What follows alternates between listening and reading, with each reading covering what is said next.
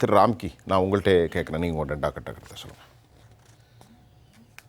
இந்த கல்வி விழாலாம் நம்ம நேரலையிலே பார்த்தேன். நான் பாகிஸ்தான் ஒரு கருத்தை சொன்னேன், படிச்சிடுறேன். ரோம் நகரம் பற்றியறிக்கையில் நீரோ மன்னன் பிடில் வாசித்த கதையாக அழுகிப்போன முட்டைகள், புழு பூச்சி நிலையும் குடிநீர், பள்ளி விழுந்த உணவு என நாளுக்கு நாள் பிள்ளைகளுக்கு சாவு பயத்தை காட்டிக் கொண்டிருக்கும் அரசின் சத்துணவு திட்டத்தினை புகழ்ந்து மேடையில் சாம்பாருக்கு சர்டிஃபிகேட் வழங்கி கொண்டிருக்கும் திமுக அரசின் மடத்தனத்தை என்னவென்று சொல்வது?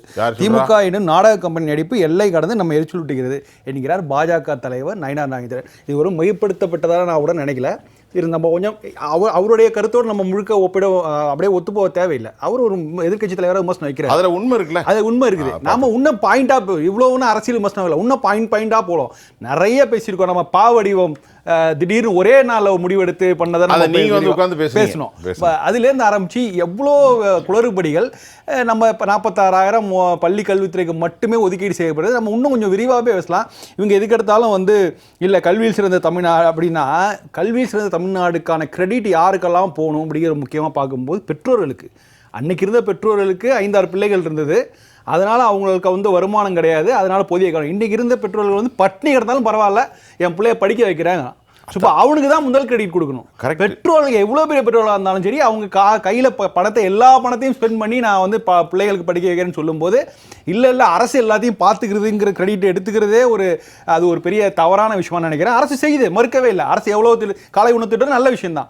ஆனால் அதை தாண்டி இவங்க எடுத்துக்கிறது ஓவர் கிரெடிட். எல்லாவற்றையுமே கல்வியில் சிறந்த தமிழ்நாடுங்கும் போது நம்முடைய அந்த பெருமிதத்தின் உச்சத்தை நோக்கி போகிறோம்ல, அதுதான் கொஞ்சம் தடுமாற. நம்ம கொஞ்சம் கிரவுண்டில் என்ன நடக்குது அப்படிங்கிறத பற்றி பேச வேண்டும். முதல்ல நான் நீங்கள் நிறைய பேசுனீங்க, நிறைய ஃபண்டு அலாட் பண்ணுறீங்க. அதே சமயத்தில் ஃபண்டு இன்னும் பத்தலை, நம்ம டெல்லியிலேருந்து நிதி வரவில்லைன்னு சொல்கிறீங்க. எல்லாமே நியாயம்தான். எங்களுக்கு கொடுத்த வாக்குறுதிகள் என்ன? 30 வயதுக்கு உட்பட்ட தமிழக கல்லூரி மாணவர்களின் கல்வியிடங்கள் அனைத்தும் தள்ளுபடி செய்யப்படும் ஒரு வாக்குறுதி கொடுத்தாங்க.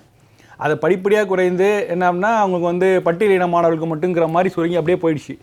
இன்னும் அந்த தேர்தல் வாக்குறுதியோட ஹைலைட்டு 2021 திமுக அளித்த தேர்தல் வரைக்கும் ஹைலைட்டு இதுதான். இன்னும் பெண்டிங்லேயே இருக்குது. இன்னும் 6 மாதம் தான் இருக்குது ஆட்சி முடிய போகிறதுக்கு. 5 வருஷம் முடிஞ்ச கதை. அதில் என்ன செய்யலை?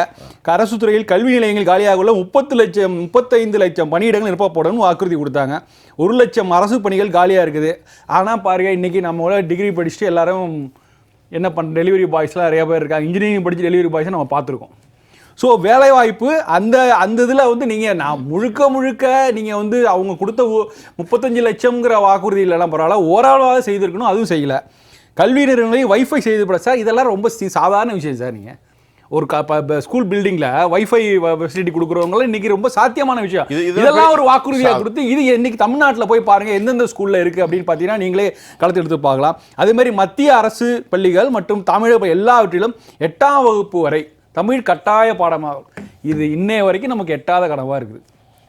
எப்பெல்லாம் இந்த சப்ஜெக்ட் ஆரம்பிக்கிறோன்னே உடனே இந்தி திணிப்புக்கான போராட்டம் அது இதுன்னு பேசி டைல்யூட் பண்ணி வேற மடைமாற்று விஷயம் நடக்குது வழியா. சரி சார், உங்கள் கண்ட்ரோலில் இருக்கிற உங்கள் பள்ளிகளை இதை என்ஷூர் பண்ண முடியுமா அப்படின்னு சொன்னால் அதுக்கான பதில் எதுவும் இல்லை. இந்த அநேகமாக அந்த நண்பர் பேசுவார்னு நினைக்கிறேன். ஆசிரியருக்கு பகுதி நேர ஆசிரியர்களுக்கு அனைத்து பகுதி நேர ஆசிரியர்களுக்கும் அனைவருக்கும் பணி நியமனம் செய்யப்படும் அப்படிங்கிற வாக்குறுதி சொன்னார். ஸ்பாட்டில் போனார். போராடிக்கிட்டு இருக்கும்போது ஆமாம் உங்களுக்கு இடைநிலை ஆசிரியர் இடைக்கால அந்த ஆசிரியர்கள் பகுதி நேர ஆசிரியர்கள் 15,000 சம்பளத்தை ஏற்றுவேன், 18,000 ஏற்றுவேன், 12,000 ஏற்றுவேன். ஆமாம், வாயே திறக்கல. ஒன்று பணிக்காலத்தில் இருக்கும் அரசு ஊழியர்களுக்கு 3 லட்சம் என்பது 5 லட்சம். சார் இதெல்லாம் சாதாரண நிறைவேற்றக்கூடிய வாக்குறுதிகள். ஒன்றும் பெரிய அதை அதுவும் எதுவுமே பண்ணல. அப்போ இப்படி இருக்கும்போது நீங்கள் இதெல்லாமே எடுத்து வச்சுட்டு நீங்கள் முழுக்க கல்வி தமிழ்நாடு கல்வியில் சிறந்தது, நாங்கள் தான் கல்வியை ப்ரொமோட் பண்ணுறோம் அப்படின்னு சொல்லிட்டு நீதி கட்சியில் ஆரம்பிக்கப்பட்ட அந்த விதை அதுலேருந்து இன்னை வரைக்கும் நான் அந்த பெட்ரோல் சொன்னது ஒரு சாம்பிள் தான். இதுபோல் தமிழ்நாட்டின் கல்வி வளர்ச்சிக்கு பாடுபட்டவர்கள், அது அரசியல்வாதியாகட்டும் சமூகமாகட்டும் சாமானியராகட்டும் எவ்வளோ பேருடைய அவங்களுடைய பங்களிப்பு இருக்குது. அதை எல்லாம் அவங்க போட்டு வைத்த பாதை, அந்த பாதையில் தான் இந்த அரசு போயிட்டு இருக்குது. அதுவும் சரியாக போகலை, அங்கங்கே வண்டி நின்று தள்ளிவிட வேண்டியிருக்குது. ஸோ அப்படி விட்டு இருக்கும்போது முழுக்க கிரெடிட் பண்ணி நாங்கள் இந்த 5 ஆண்டுகளில் தான் கல்வியில் சிறந்த தமிழ்நாடு அப்படிங்கிற மாதிரி ஒரு பிம்பத்தை உருவாக்குவது அது நியாயமா? இதை நம்ம கல்வியாளர்களும் பெற்றோர்களும் நிச்சயமாக அதை நம்ம கேள்வி கேட்கணும். மனத்துக்குள்ளே இந்த கேள்வி இதுக்கான பதிலை தேடணும். இந்த மாதிரியான ஒரு ப்ரைடு பெருமை நிஜமாக அப்படி ஒரு நிலைமை இருக்குதா இங்கே? அந்த கேள்வி தான் நம்ம முக்கிய அவசியம். ஏன்னா அது களத்தில் வேறு விதமாக இருக்குது. வர செய்திகள் பாருங்கள், ஒவ்வொரு தினசரியும் ஏதாவது ஒரு விஷயம் ரிப்போர்ட் ஆகிட்டு தான் இருக்குது. முக்கியமான கேள்வி. ஒரு கட்டடத்தை கட்டி வச்சுருக்கோம், நல்ல பெயிண்ட் அடித்து ஏசிலாம் போட்டு ஒரு 50 பிள்ளையில் ஒரு 500 பிள்ளைகள் உள்ளே இருக்காங்க. ஒரு கிளாஸ் செக்ஷனுக்கு ஒரு 10 பேர் இருக்கணும். ஆனால் இருக்கிறது ஒவ்வொன்றுக்கும் 2 பேர். அரசாங்கம் சொல்லுது கல்வியில் சிறந்த தமிழ்நாடு, எல்லாமே ஹைடெக்காக பண்ணுறாங்க. இப்போ பாருங்கள், 4000 உதவி பேராசிரியர்கள் பணியில் இல்லை, அசிஸ்டன்ட் ப்ரொஃபஸர். தொடக்க கல்வி 6000 தொடக்க பள்ளிகளில் கிட்டத்தட்ட 13000த்திற்கும் மேற்பட்ட காலி பணியிடங்கள். ஆரம்பமே விளங்காது, படிக்கிற பிள்ளைகளுக்கு என்னென்னு தெரியாமல் ஜம்ப் பண்ணி போகணும். 1வது படியே புரியாமல் 8வது படி ஏறணும், 2வது படி ஏறணும். எப்படி சார் இவங்களுக்கு மனசாட்சி இல்லாமல் இந்த ஒரு விளம்பர யுக்தியை கல்வியில் சிறந்த தமிழ்நாடு? இல்லை, அதுதான் பிரச்சனையே. என்னென்னா அந்த சிஸ்டத்துக்கு உள்ளே போய் என்ன குறைகள்னு நம்ம சொன்னால் அதை ஏற்றுக்கொள்ள பக்குவம் இல்லை. அவங்க பொதுவாக சொல்கிறது என்னென்னா பள்ளிக்கூடம் செயல்படுது இல்லை, கல்வி அவ்வளோதான், கல்வியை தர்றோம்னா நீங்கள் பள்ளிக்கூடங்கிற இன்ஃப்ராஸ்ட்ரக்சர் தரீங்களா, இல்லை அங்கே இருக்கிற பணிபுரியும் ஆசிரியர்களுக்கு ஊதியத்தை உறுதிப்படுத்துறீங்களா அப்படிங்கிற அந்த மாதிரியான எந்த விதமான கமிட்மெண்ட்டுக்குள்ளேயும் போகிறது கிடையாது. பொதுவாக நாங்கள் கல்வியை தரோம். உங்களுக்கு தெரியுமா 2000 வருடங்களாக கல்வி மறுக்கப்பட்டது, அதெல்லாமே பிரிட்டிஷ்காரத்துக்கு முன்னாடி உள்ள இந்த கதை எதுக்கு? இந்த கதை வந்து மாறி போய் இன்னைக்கு எங்கேயோ கடந்து வந்துட்டோம். இப்போ திரும்ப அதே இடத்துல போய் தெரியுமா நாங்கள் கல்வி, இது ஒரு சாதி துவேஷம். நான் சொல்றது இதுதான் நிஜமான பிற்போக்கு சாதி துவேஷம். இதுதான் நிஜமான 100 ஆண்டுகளுக்கு முன்னாடி பேசப்பட்ட விஷயம். இன்னைக்கு எங்கேயோ கடந்து வந்துட்டோம் சார். எவ்வளோ தூரம் வந்துட்டோம்.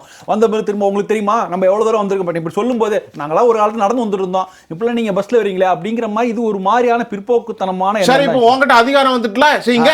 அப்போ நீங்க சென்ற ஆட்சியாளர் செய்வதை விட கூடுதலாக நீங்க செய்யணும். அதுதான் உங்களுக்கான ஸ்கேல். ஆக்சுவலாக இல்லை நாங்கள் 2000 வருடங்களாக நாங்கள் இப்போ தான் செய்கிறோங்க சொல்லும்போது நீங்கள் இது கிட்டத்தட்ட அதான் மடைமாற்று யுக்தி. இதுவரைக்கும் நடந்த விஷயங்கள், இதுவரைக்கும் பல்வேறு மக்கள் செய்த பங்களிப்புகள், பல சமூக ஆளுமை செய்த பங்களிப்புகள் எல்லாவற்றையும் மறைக்கும் யுக்தி. ஆக்சுவலாக எல்லாத்தையும் மறைத்து விட்டு நாங்கள் தான் இன்றைக்கி 2000க்கு அப்புறம் இன்றைக்கி தான் கண்டுபிடிச்சிருக்காங்க அப்படின்னு சொல்கிற மாதிரி இது வந்து ரொம்ப மோசமான விஷயம். இப்போ என்னென்னா இது நீங்கள் வந்து நேற்று அந்த விழாவை பார்த்தேன். எல்லாரும் இந்த கல்வியின் அவசியம், எல்லாரும் படிக்காமல் இருந்துடாதீங்க, படிங்க சார். இதெல்லாம் நாங்கள் கேட்டுவிட்டோம் சார். இப்போ நீங்கள் அடுத்த கட்டமாக என்ன படிக்கணும், எப்படி படிக்கணும், என்ன இருக்குது, அதுக்கு ஏதாவது செய்ய முடியுமா? நீங்கள் பாருங்கள், நீங்கள் பெரிய ஆளுமைகள்லாம் பேசுகிறாங்க. சினிமா பிரபலங்கள்லேருந்து ஆரம்பிச்சு அரசியல் பிரபலங்கள் எல்லாம் மைக்கு பிடிப்பாங்க. எல்லாம் பேசுறது என்னென்னா கல்வியின் அவசியம். கல்வியின் அவசியத்தை இன்றைக்கி 1ஆம் கிளாஸ் 2ஆம் கிளாஸ் பையன் கூட பேசுவான். அது பிரச்சனை இல்லை. நான் எத்தனை குழந்தைங்க சார் நான் படிக்கணும் வரேன், என்ன படிக்கணும், எனக்கு ஒரு கைட்லைன் கொடுங்களேன். அது இல்லையே, அதுக்கான முயற்சி. நீட்டுக்கு பயிற்சி முகாம்னாங்க, அது என்ன நிலைமை இருக்குன்னு நமக்கு தெரியும். எதுவுமே இந்த மாதிரியான கேரியர் கோச்சிங் கிளாஸுங்கிறது இது எதுவுமே இல்லை. சார் இதில் பெரிய அனுபவத்தர், சார் அதை பற்றி விரிவாக பேசுவார்னு நான் எதிர்பார்க்குறேன். ஸோ இந்த மாதிரி எதுவுமே இல்லை. இதெல்லாம் தாண்டி எனக்கு வந்து உண்மையில் ரொம்ப வருத்தக்கூடிய விஷயம் என்னென்னா இந்த கல்வி நிலைமை எப்படி இருக்குது. நீங்கள் இன்றைக்கி தமிழ்நாட்டில் இன்றைக்கி ரொம்ப முக்கியமான விஷயம் என்னென்னா எங்கே பார்த்தாலும் போதைப்பொருள் நெட்வொர்க்கு, எங்கே பார்த்தாலும் அது பள்ளிக்கூடங்கள்லேருந்து எல்லா பொதுவெளியில். அருமையான பாயிண்ட். இதை வந்து ஆக்சுவலா குடிக்கும் சமூகம் அதை பத்தி பேசாம நீங்க படிக்கிறத பத்தியோ படிக்க சமூகத்தை பத்தி பேசலாம். நாங்க போதுமான அளவு பேசிட்டோம், எங்களுக்கு கல்வியின் அவசியம் புரிஞ்சுட்டு இப்ப எங்களுக்கு இந்த மாதிரியான குடிக்கிற சமூகத்திலேருந்து எங்களுடைய மாணவர்களை காப்பாத்துங்க.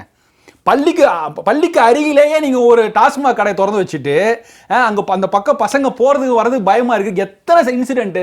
பொண்ணு ஒரு பள்ளிக்கூடம் அரக்கோணத்தில் கூட கேள்விப்பட்டோம். சென்ற மாதம் வந்து ஒரு பொண்ணு ஸ்கூலுக்கு போயிட்டு திரும்பி ரிட்டர்ன் வரும்போது ஒரு பெரிய பலாத்காரம் நடந்தது. அது பெரிய செய்தியாக நடக்கும் தானே. இதெல்லாமே இதுதான் சார் முக்கியம். ஒரு அரசு இதில் தான் கவனமாக இருக்கணும். சட்டம் ஒழுங்கு பிரச்சனைகள் நீங்கள் அந்த எந்த அளவுக்கு பாதுகாப்பை மாணவர்களுக்கு எதுவுமே அறியாத பச்சிளம் பாலகர்கள் அவர்களுக்கான பாதுகாப்பை உறுதி செய்ய வேணும். அதை பற்றி தான் நீங்கள் பேசணும். இந்த சமூகம் எப்படி மாறிட்டு இருக்குது, அதை நாங்கள் எந்த அளவுக்கு சீர்படுத்திட்டு இருக்கோம், எந்த மாதிரியான ப்ரிவென்ஷனில் நாங்கள் இது பண்ணியிருக்கோம் அப்படிங்கிற விஷயத்தில் அவங்க பேசணும். மற்றபடி அதெல்லாம் பேசினா இன்னும் டீட்டெயிலாக போடக்கூடாதுங்கிறதுக்காகவே பொதுவாக நாங்கள் 2000க்கு அப்புறமா 2000 வருடங்களாக போராடிய விஷயத்தை நாங்கள் இன்றைக்கி செயல்படுத்துகிறோம், கல்வியை தரோம், எல்லாத்தையும் தரோம் அப்படின்னா என்ன கொடுக்குறீங்க இன்னும் ஸ்பெசிஃபிக்காக பேச வேண்டிய காலம் வந்து விட்டது. இப்படியே சொல்லி ஏமாற்றிக் கொண்டிருக்க முடியாது. 2வது வரும்.